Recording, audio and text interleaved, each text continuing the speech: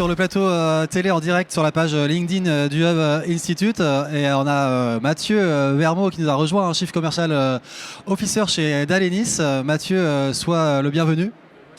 Merci beaucoup pour l'invitation. C'est un plaisir d'être ici, dans ce lieu magnifique, et puis de partager cette interview. C'est vrai qu'on n'est pas trop mal logé au Palais Brognard à Bourse, au cœur de Paris, sur ces 2 jours. On est ravis de t'accueillir. Alors, est-ce qu'on pourrait commencer par une question assez globale sur que fait Dalenis finalement? Est-ce que tu peux partager ça à notre audience sur LinkedIn, s'il te plaît?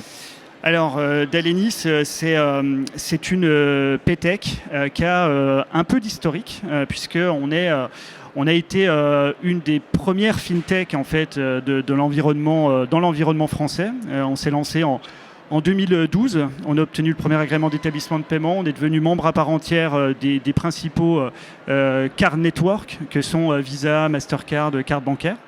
Voilà, et on a grandi sur un ADN et une proposition de valeur autour de la performance pour finalement se dire que le paiement n'est pas une étape finale sans valeur finalement du parcours de l'utilisateur. Il y a énormément de valeur dans les paiements et il y avait notamment énormément de valeur perdue. Parce qu'il faut savoir que sur 100 transactions, 100 essais de transactions de la part d'utilisateurs, il y a environ 87 à 88 tentatives qui sont réussies. Donc nous, tout l'enjeu de Dalenis, c'était de se concentrer en se disant comment on aide les marchands à recouvrir plus de valeur. Voilà, c'est sur ça qu'on s'est créé. On est monté en puissance année après année jusqu'en 2017 où on a fait un choix industriel de se rapprocher de Natixis BPCE. Voilà. Et depuis ce temps-là, on est ensemble dans ce projet industriel et ça nous a permis également de renforcer ce qu'est Dalenis, puisque aujourd'hui, on est en maîtrise de l'ensemble de la chaîne de valeur et de la data sur la chaîne de valeur, c'est-à-dire qu'on accepte les transactions, on processe les transactions, on acquiert les transactions et on a également la vision de l'émetteur qui émet la carte bancaire, donc notamment avec BPCE. Donc on a vraiment une vision totale qui nous permet de travailler sur ces éléments de performance. Très intéressant, merci beaucoup pour cette introduction. Alors on a beaucoup balayé le panorama des tendances sur le e-commerce dans sa globalité, authenticité, instantanéité, besoin de transparence aussi, digitalisation évidemment. Qu'en est-il du paiement en particulier, les tendances du paiement en 2022 que tu identifies? Alors c'est une très bonne question. Déjà, les tendances du paiement d'aujourd'hui, il faut revenir un tout petit peu en arrière. On a vécu quand même une période avec le Covid qui était exceptionnelle, qui a généré une digitalisation de l'économie comme jamais, et du coup avec un impact sur les paiements de fait.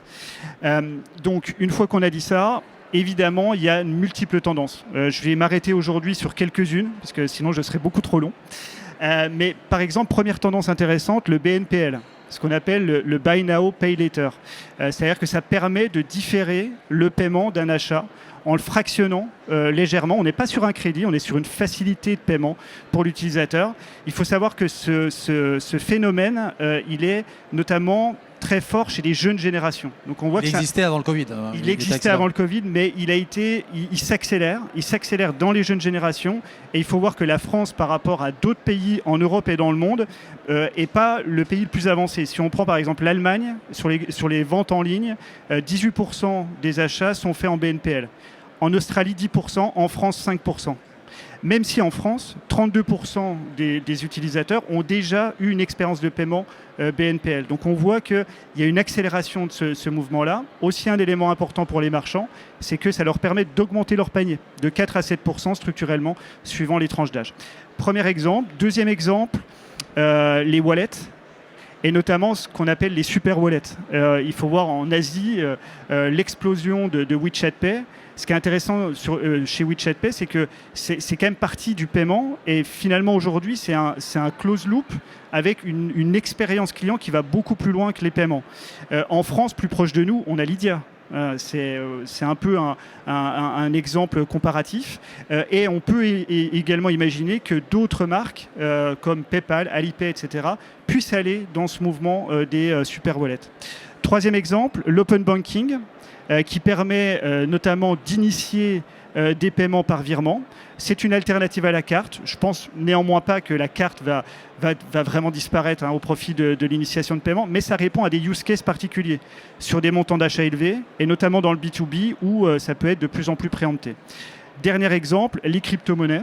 le paiement par crypto. Il faut savoir qu'au niveau mondial, il y a déjà des centaines de milliers de marchands qui utilisent le paiement par crypto. Et il y a également des marques mainstream dans la restauration, par exemple des Burger King, KFC, etc., qui ont eu des expériences autour du paiement par crypto.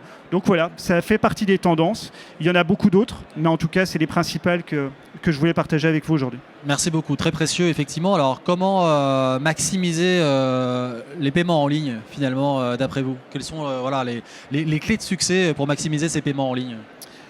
Alors les clés de succès pour maximiser ces paiements en ligne, c'est déjà de bien connaître son trafic. Et là, on a une pièce maîtresse d'Alenis, c'est que quand aujourd'hui on va voir un marchand, on est capable de connaître son trafic avant même d'être arrivé en rendez-vous. Pourquoi ? Parce qu'on a une base de connaissances via l'émetteur BPCE auquel aujourd'hui on est pleinement rattaché, qui nous permet, avant d'aller voir n'importe quelle marque, de savoir déjà ses pain points et de comprendre finalement pourquoi une transaction est passée ou n'est pas passée plutôt, et de proposer directement un plan d'action. Et voilà, et je pense que cet ADN-là, il est assez unique sur le marché et il nous permet vraiment d'accompagner les marchands de manière très efficace. Alors, merci, ouais, effectivement, c'est très intéressant. On entend aussi beaucoup parler de marketplace, que c'est difficile de passer à côté. Quelle est votre analyse sur ces marketplaces ?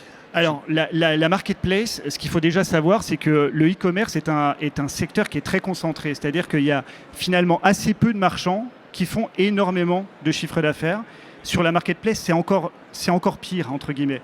C'est-à-dire que les natifs de la marketplace, les Amazon, Cdiscount, Rakuten, etc., quand on regarde un petit peu leur position de marché, c'est-à-dire que la marketplace a énormément progressé, mais elle a énormément progressé par la traction de ces acteurs leaders. Ça, c'est le premier constat.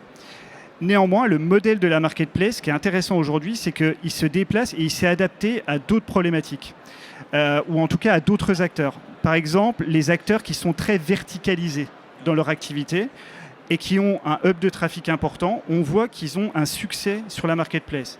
Chez Dalenis, on accompagne par exemple Maison du Monde.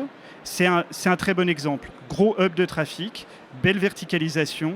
Ils cherchent des produits complémentaires à mettre à leur actif. Et là, on voit que le succès est au rendez-vous. Maintenant, voilà, il faut avoir un ADN qui est quand même très puissant pour se positionner comme opérateur marketplace. Et troisième exemple que je voulais citer, c'est également l'éclosion du C2C, c'est-à-dire de la marketplace de vente entre particuliers. Des gens comme Le Bon Coin, comme Vinted, et aussi également maintenant des marques qui proposent des hubs C2C sur leur propre site web, c'est-à-dire qui permettent à leurs propres clients de faire de la revente. Tu peux en citer quelques-unes qui font ça, ce genre de pratique? Par exemple, il y a Petit Bateau qui fait ça. Alors, c'est vraiment une tendance. On voit énormément de marques se mettre sur le sujet. Il y a des opérateurs également qui sont spécialisés là-dessus. Et voilà. Et donc, du coup, la marketplace, c'est difficile de la définir. Et la marketplace, elle n'est pas singulière, elle est vraiment plurielle. Et il y a différents modèles. Voilà. Maintenant, pour conclure notre échange, je te propose de parler d'une actualité à travers laquelle on peut difficilement passer, c'est le DSP2. Voilà. Alors, tous les e-commerçants d'Europe en particulier sont particulièrement sensibles à ce sujet depuis plusieurs mois maintenant. Années. De plusieurs années déjà. Alors, où est-ce qu'on en est en termes d'impact sur le parcours client ? Ouais. Alors la DSP2, ce que je dis parfois, c'est que ça ressemble un peu à une série Netflix. On peut d'ailleurs resituer ce que c'est. C'est un peu une série Netflix. Donc déjà, le cadre général, c'est de se dire que le régulateur européen veut renforcer la sécurité des transactions. Donc du coup, il a imposé comme cadre général l'authentification de toute transaction online. Ce qui se passe, c'est qu'on a des marchands qui jusqu'à maintenant maîtrisaient leur fraude et se disaient: telle transaction est risquée, je l'authentifie, telle transaction est moins risquée, je ne l'authentifie pas. Et donc du coup, dans ce cadre-là, on se retrouve dans un cadre qui est beaucoup plus contraint pour les marchands. Et il y a une stat qui est là, c'est qu'un trafic authentifié va convertir 10% de moins qu'un trafic non authentifié. Donc on peut imaginer l'impact pour certains marchands de l'imposition, du fait d'imposer l'authentification comme règle, là où avant c'était un plus, une capacité de sécuriser une transaction à la main du marchand. Ça a été un exercice douloureux pour tout l'écosystème paiement, l'écosystème marchand, puisque c'est un sujet qui est arrivé en 2018. Il y avait une première deadline qui était le 14 septembre 2019, où globalement rien ne s'est passé parce que personne n'était prêt. Ensuite, il y a eu le Covid, Et finalement, la vraie année de bascule de la DSP2 et finalement de la mise en place de nouveaux protocoles d'authentification avec le 3DS2, elle s'est passée en 2021. Aujourd'hui, on peut tirer un premier bilan qui est malgré tout positif, c'est-à-dire qu'on arrive début 2022, on a une immense majorité du parc maintenant qui a migré en 3DS2. Maintenant, il reste encore des défis, puisqu'on va à nouveau changer de protocole d'authentification. Donc on était en 3DS 2.1, on va passer en 3DS 2.2. Donc voilà, il y a encore décalage. Et surtout, ce que nous, on essaie d'amener, c'est de jouer sur les exemptions. Parce qu'il y a un cadre général, mais il y a également un cadre d'exemption qui permet d'éviter en fait l'authentification systématique des transactions. C'est une partie de notre valeur ajoutée avec laquelle voilà, on accompagne des marchands pour encore une fois libérer leur performance et qu'ils puissent encaisser le plus de transactions possible. Il y a un chiffre clé, du coup les 10%, ça concerne une baisse. Alors en fait, par rapport à une transaction non authentifiée et une transaction authentifiée, je vais avoir une perte de 10% de ma conversion. Voilà. Très conséquent, effectivement. Très conséquent.